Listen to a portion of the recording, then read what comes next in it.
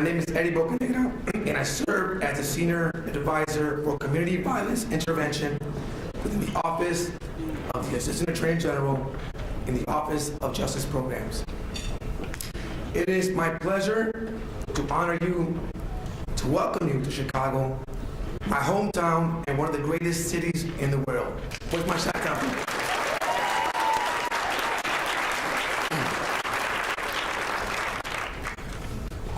For the duration of this conference, I will serve as your MC, although that might be questionable because of my voice. And my colleagues and I will do our best to host you.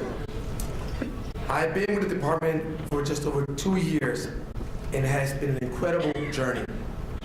Every day, I get the opportunity to work with amazing colleagues, driven by mission and commitment, and have the honor of meeting amazing leaders like all of you with the aim of making change. But I will confess, during my first few months at DOJ, I wondered if I really belonged here.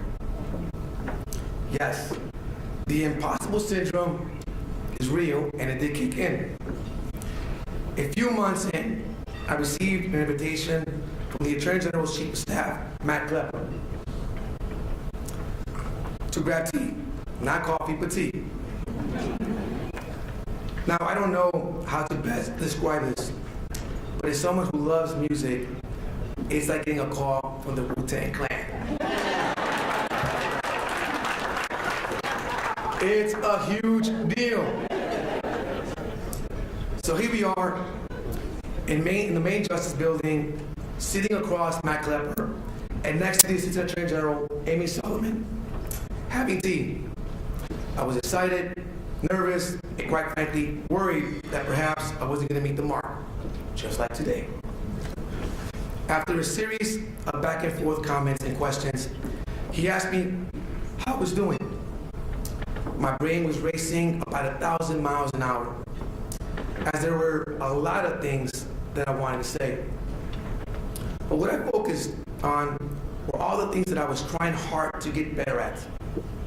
I said, things are going well, I'm trying to do my part, and I'm learning the culture of the Department of Justice. I said I wanted to go well, not just for me, but so that others could come behind me. It's at that moment that I notice his posture shift. He leans in and says, "You didn't come here to adapt to the culture of the department. We need you. We need to adapt to what you're bringing." Think about that.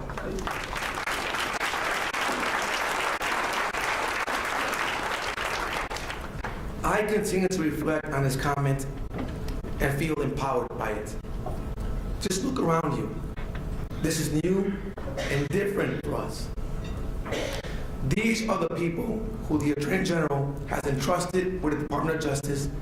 This is the ethos that is coming from the very top. And if you don't believe me, maybe you will believe our next speaker.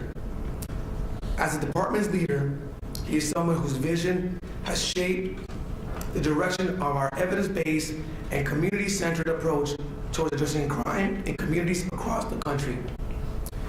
He laid a comprehensive strategy for reducing violent crime that places community violence intervention at the center. And the sentiments of humility and support expressed by his Chief of Staff are embodied in the men who oversee this work. He has been a driving force in our efforts to reduce crime and create an equitable justice system. He is dedicated to keeping our community safe, to partnering with leaders across the country to stop violence and save lives. He is a man who needs no introduction and who I'm proud and honored to work for. Please welcome to the stage the United States Attorney General, Merrick Garland.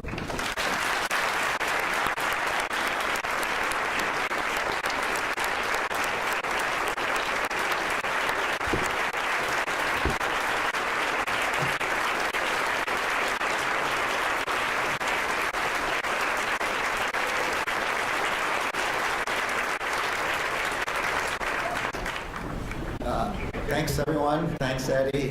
Eddie, if a call from my chief of staff brings up the Wu-Tang Clan, what is it called? What image does a call from me bring up? You can tell me afterwards. Chicago is also my hometown, and it's great to be here.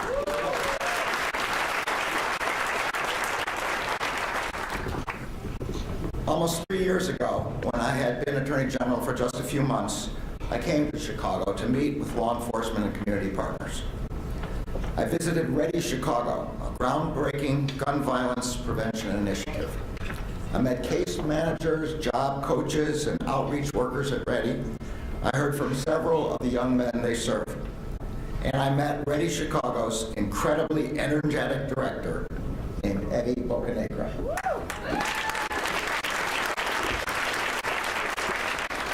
At that time, this community, like so many across the country, had spent a long and difficult year grappling with a sharp spike in violent crime.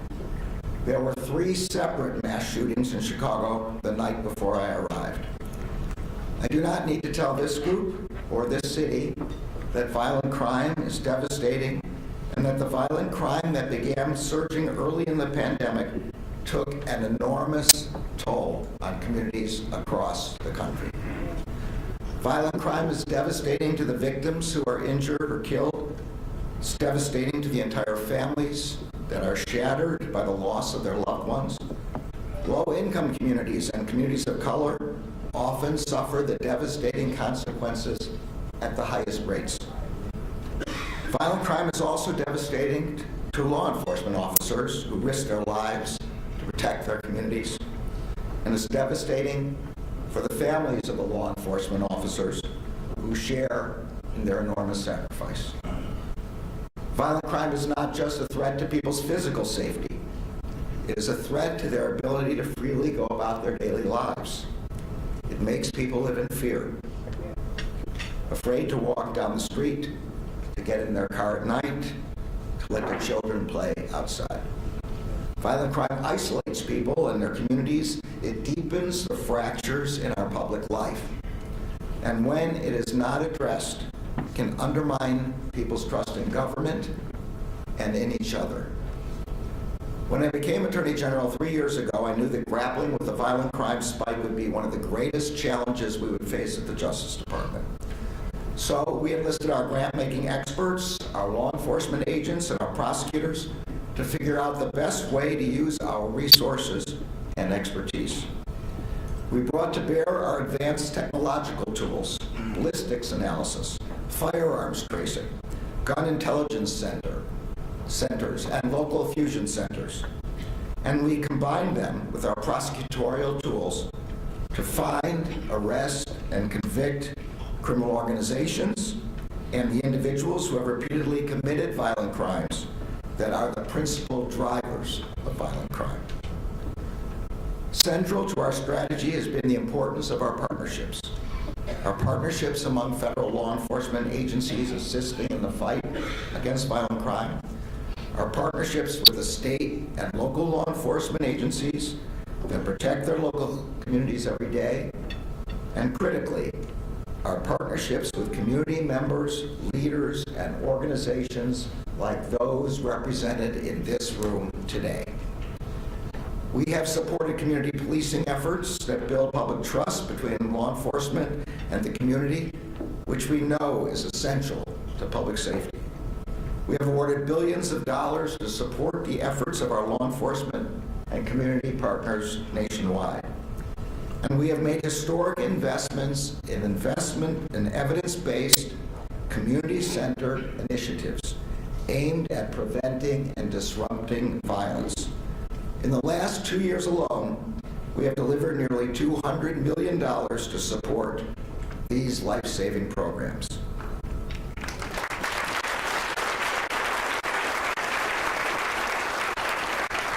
We have so much more to do. The Justice Department will not rest until every person in every neighborhood, in every community is safe from violent crime, and I know that you will not rest either. But today, I want to do something that I wish I could do more often, that is to focus on some good news. Thanks in part to the hard work of the people in this room and so many others outside it, we are starting to see meaningful results in the effort to reduce violent crime.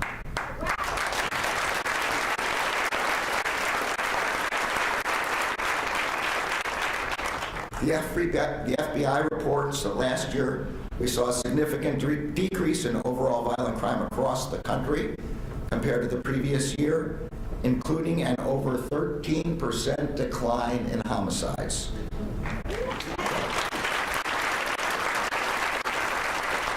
That is the largest one-year decline in homicides in 50 years.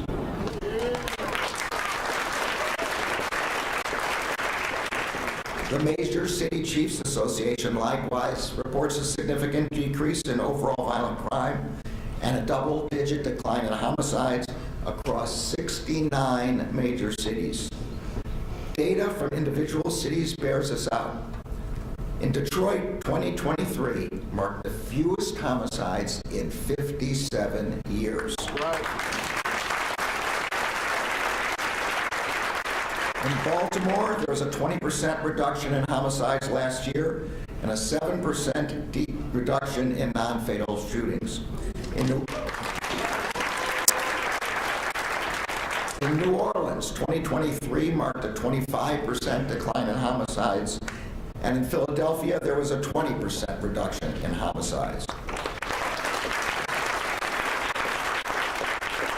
And although there is so much more to do, homicides right here in Chicago decreased by 13% last year.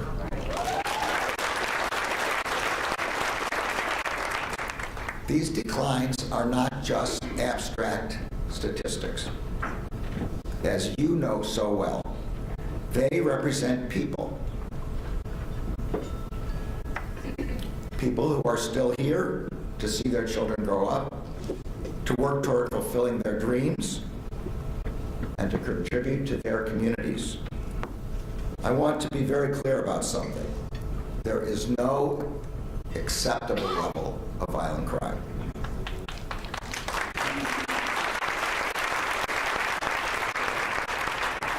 Too many communities are still struggling, and too many people are still scared. The hard-fought progress we saw last year can easily slip away. So we must remain focused and vigilant. But I also know that it's time to thank the people who have contributed to this progress. Our state and local law enforcement partners, our federal law enforcement agencies, and critically, all of you, those in this room,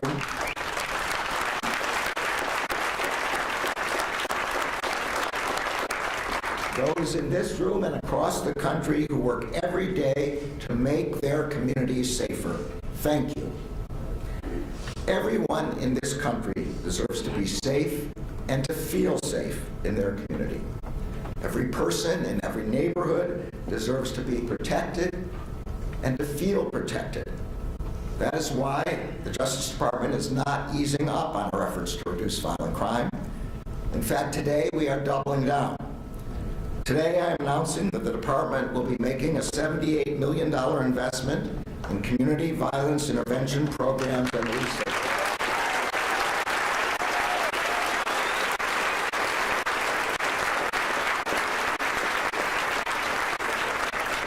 Those solicitations are going live for applications today. Those funds will go directly to organizations. So get out there. What are you waiting for?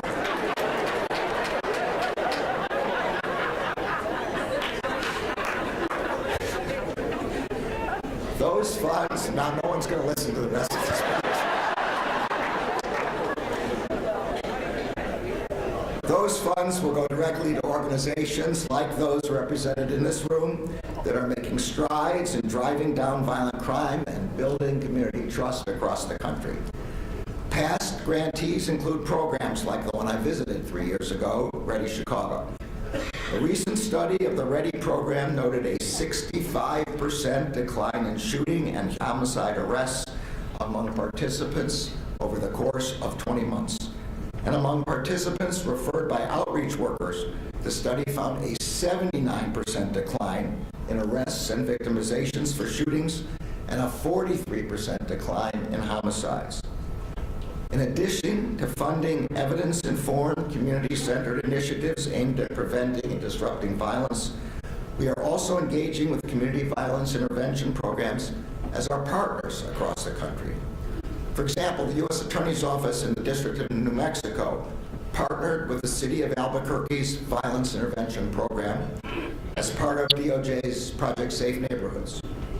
Albuquerque's Violence Intervention Program works to identify and intervene with the individuals who are most likely to engage in gun violence.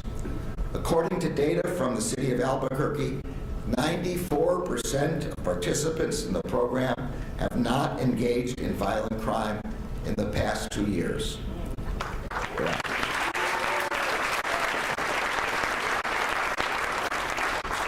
The Justice Department is committed to continuing to make historic investments in community violence intervention, and I am personally committed to making sure that those of you in this room and our partners across the country who are protecting our communities get the support you need and deserve.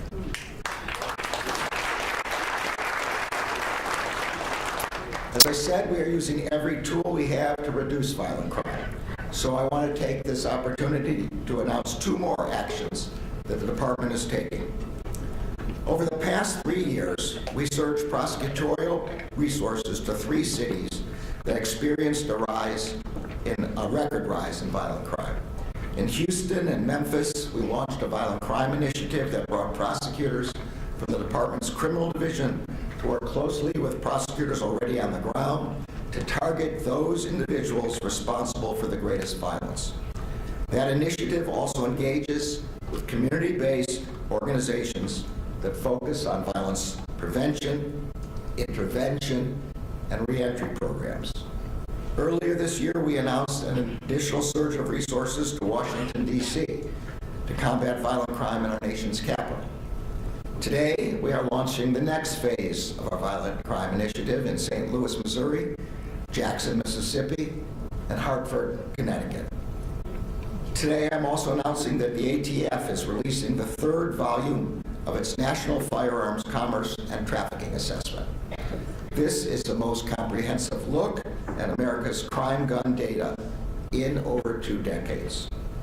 The report finds that the flood of illegal guns into our communities is increasingly driven by individuals who sell guns without a license and who do not conduct background checks on their sales.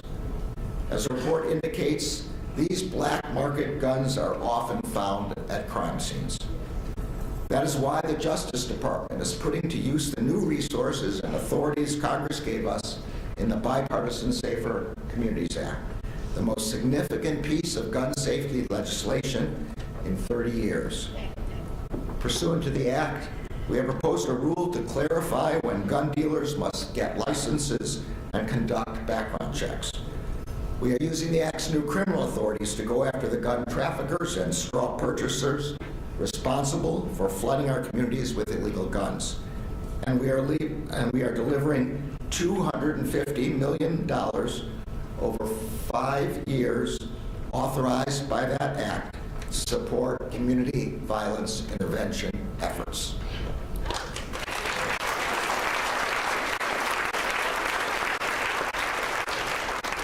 These efforts represent just a fraction of the work that our grant-making experts, prosecutors, and law enforcement agents are doing every day to help protect our communities. And there will be more to come. No one at the Justice Department, and I know that no one in this room, will rest until every person in every community is safe from violent crime.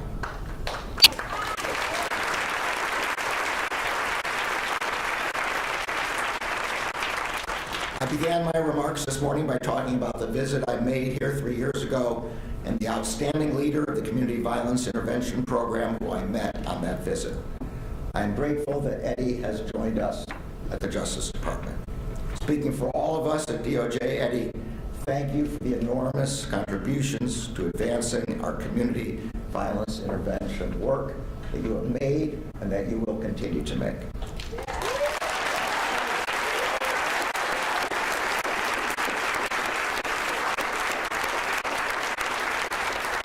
Thanks also to Ben Miser, Acting Associate Attorney General, and Amy Solomon, Head of the Department's Office of Justice Programs, for their extraordinary leadership.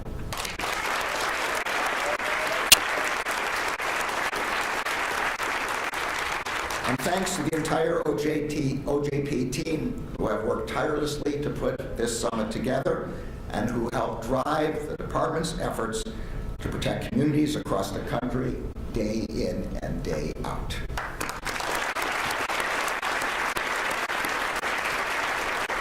Last, but certainly not least, I want to thank all of our partners from across the country for gathering for this year's summit. I was so pleased with last year's first annual summit in St. Louis that I determined that I would come again this year. I know that this year's summit will be equally meaningful and that it will continue an important contribution to our collective effort to make our communities safer. I look forward to seeing what comes out of today's conference, tomorrow's meetings, the next day's meetings. I'm sure it will be great, and I thank you again all for coming.